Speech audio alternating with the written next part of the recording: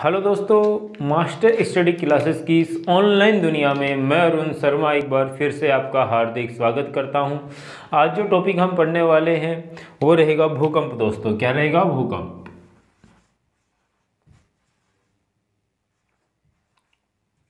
देखिए, जो भूकंप होते हैं इनके प्रमुख रूप से दो कारण होते हैं। एक तो मानव जनित कारक होते हैं और एक प्राकृतिक जनित कारक होते हैं। ठीक है, एक तो जैसे मानव जनित कारक को कहते हैं कृत्रिम कारक,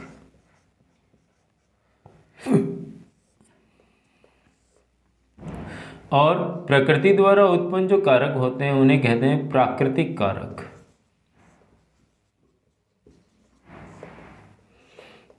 क्या कहते हैं? प्राकृतिक कारक कहते हैं। तो ये कारक दो प्रकार के हो गए, एक मानव जनित कारक और एक प्राकृतिक कारक। क्लियर है? ध्यान दीजिएगा, कृत्रिम कारक और प्राकृतिक कारक। मानव द्वारा जनित जो कारक होते हैं, मैंने क्या बताया, वो कृत्रिम कारक होते हैं। कृत्रिम कारक जैसे परमाणु परीक्षण हुआ, माइंस विस्फोट हुआ। ठीक है, तो जिस क्रिया में मानवीय हाथ हो या मानवीय क्रियाएं सम्मिलित हो, जिस भूकंप में मानवीय क्रियाओं का योगदान होता है, उन्हें कृत्रिम भूकंप कहा जाता है। प्राकृतिक भूकंप किसे कहते हैं दोस्तों? प्राकृतिक जो भूकंप होते हैं वो प्रकृति के द्वारा उत्पन्न होते हैं, जैसे ज्वालामुखी विस्फोट हुआ, चट्टानी भ्रंश के कारण, विवर्तनिक परिवर्तन के कारण जो भूकंप आते हैं उन्हें प्राकृतिक भूकंप कहा जाता है या प्राकृतिक कारक कहा जाता है। देखिए, भूकंप का एक होता है मूल केंद्र और एक होता है अधिकेंद्र।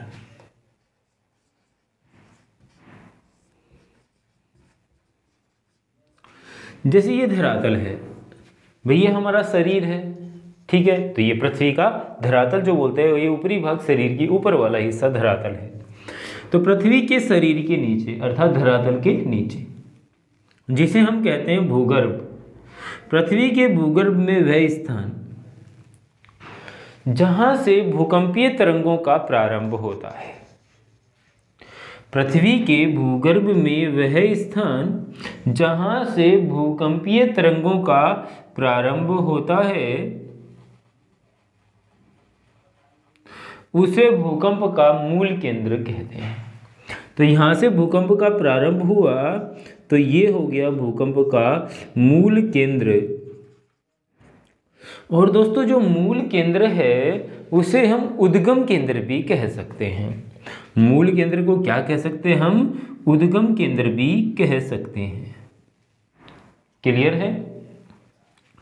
मूल केंद्र के ठीक ऊपर धरातल पर वह स्थान, मूल केंद्र के ठीक ऊपर धरातल पर वह स्थान जहां पर सर्वप्रथम भूकंप की तरंगें महसूस की जाती हैं, उसे भूकंप का अधिकेंद्र कहते हैं।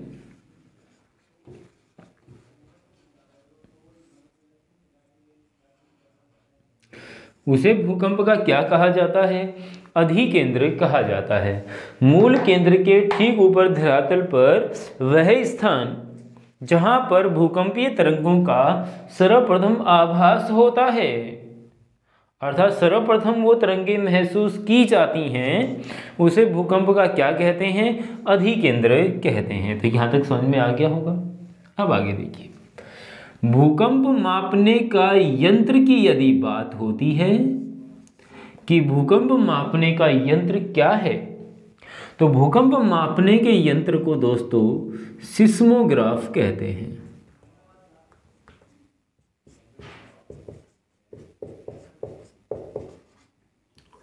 भूकंप मापी यंत्र को क्या कहा जाता है? सिस्मोग्राफ कहा जाता है।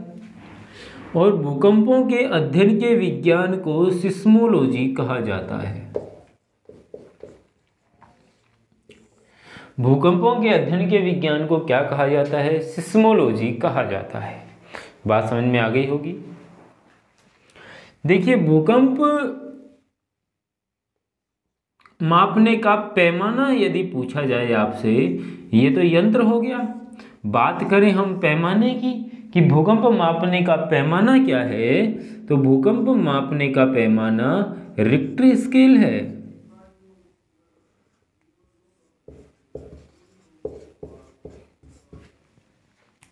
भूकंप मापने का पैमाना क्या है दोस्तों, रिक्टर स्केल है।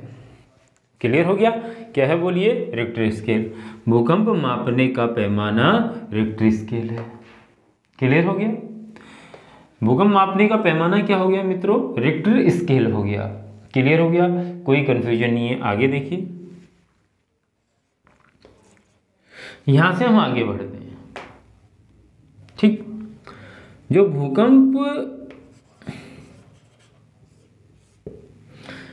मापने के पैमाने रिक्टर स्केल का निर्माण, रिक्टर स्केल का निर्माण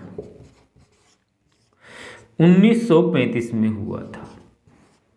रिक्टर स्केल का निर्माण किसने किया था भाई, हुआ तो 1935 में था। किसने किया, तो ये किया था चार्ल्स फ्रांसिस रिचर्स।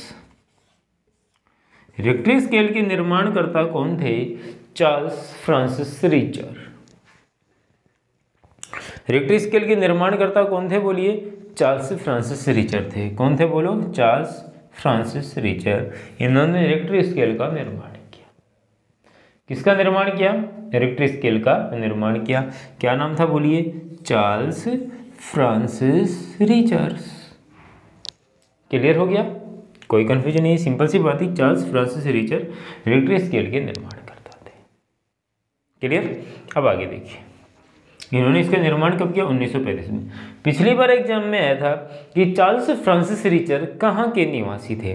तो दोस्तों ये फ्रांसिस देख के 99% लोगों ने क्या कर दिया, फ्रांस के थे, लेकिन वो गलत हो गया क्योंकि ये यूएसए के निवासी थे। कहाँ के निवासी थे, यूएसए के निवासी थे, संयुक्त राज्य अमेरिका के निवासी थे। क्लियर हो गया होगा, अब आगे चलते हैं।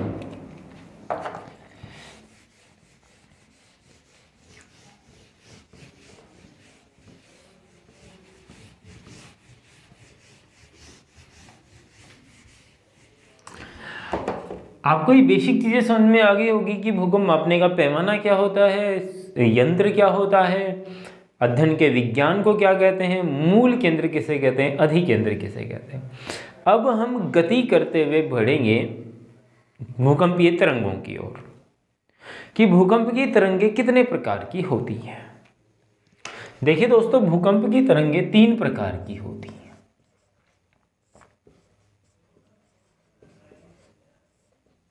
भूकंप की तरंगें कितने प्रकार की होती हैं, 3 प्रकार की होती हैं। नंबर 1, इन्हें बोलते हैं पी तरंग।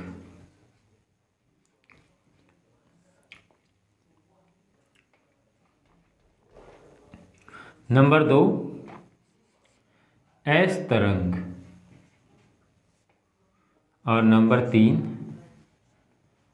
एल तरंग। पी तरंग, एस तरंग और एल तरंग।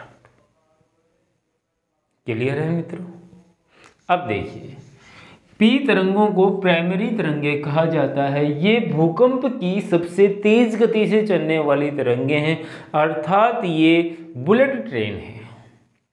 क्लियर है, तो भूकंप की सबसे तेज चलने वाली तरंग कौन सी है, पी तरंग।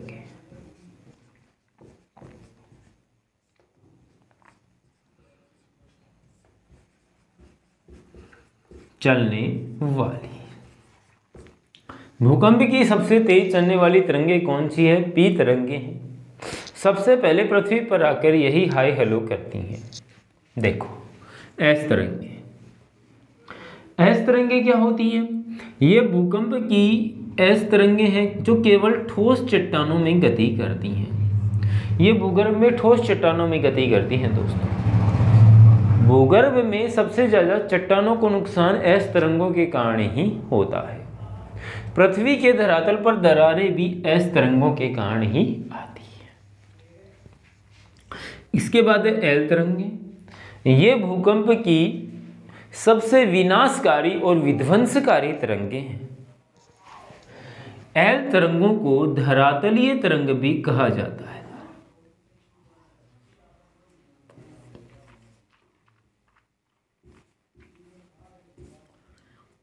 क्या कहा जाता है? धरातलीय तरंग भी कहा जाता है। समझ में आ गया होगा। अब बात हो पृथ्वी पर सर्वाधिक भूकंप कहां पर आते हैं।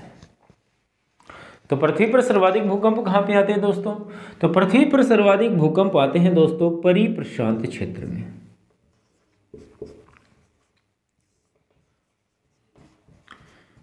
यदि आपसे मैं पूछूं देशों में सर्वाधिक भूकंप कहां पे आते हैं, तो जापान में आते हैं। और दोस्तों भारत में सर्वाधिक भूकंप कहां पे आते हैं? तो नॉर्थ इंडिया, उत्तरी भारत या उत्तरी पूर्वी भारत। ऑप्शन में ये मिलेगा, उत्तरी भारत या उत्तरी पूर्वी भारत में सर्वाधिक भूकंप आते हैं। ठीक है दोस्तों, एक बेसिक आपको चीज़ बता देता हूँ कि सामान्य रूप से होने वाले कंपन को ही दोस्तों भूकंप कहते हैं। मैंने आपको बताया कि भूकंप का प्राकृतिक कारक होता है भ्रंश या विवर्तनिक घटनाएं। और दोस्तों प्लेट विवर्तनिक सिद्धांत के जो जन्मदाता थे वो प्रोफेसर हैरी हेस थे और इसकी वैज्ञानिक व्याख्या प्रोफेसर मॉर्गन के द्वारा की गई थी। इसी के साथ आशा करता हूँ भूकंप का टॉपिक हमारे इस मास्टर स्टडी क्लासेस के द्वारा आपको समझ में आ गया होगा। अभी अपने 3 चैनल लगातार स्टार्ट हो गए हैं। मास्टर स्टडी क्लासेस पर आप ये वीडियो देख ही रहे हैं। यही वीडियो कुछ समय बाद आपको इस चैनल पर भी और एक्टिव एकेडमी पे नई थॉट्स के साथ मिल सकती है। और एक और हमने चैनल स्टार्ट किया है जिसे हम कहते हैं VS स्टडी पॉइंट। वहाँ पर आपको शॉर्ट्स रूप से क्वेश्चन डालने शुरू कर दिए हमने और बहुत अच्छा रिस्पांस आ रहा है आप लोगों की सहायता से, आप लोगों के साथ और सहयोग से। मैं आशा करता हूँ कि अभी जैसे ही हम उस पर जो वीडियो डालेंगे वो बहुत ही ऊंचे लेवल की वीडियो होंगी। ये हम जैसे SSC CGL लेवल तक के एग्जाम में डाल रहे हैं, उसमें हम टीचर लेवल, लेक्चर लेवल तक के टॉपिक हम डाला करेंगे। तो अभी लगातार हमसे जुड़े रहिए। एक्टिव एकेडमी और मास्टर स्टडी और VS स्टडी पॉइंट आप लोगों के साथ लगातार बना रहेगा। धन्यवाद।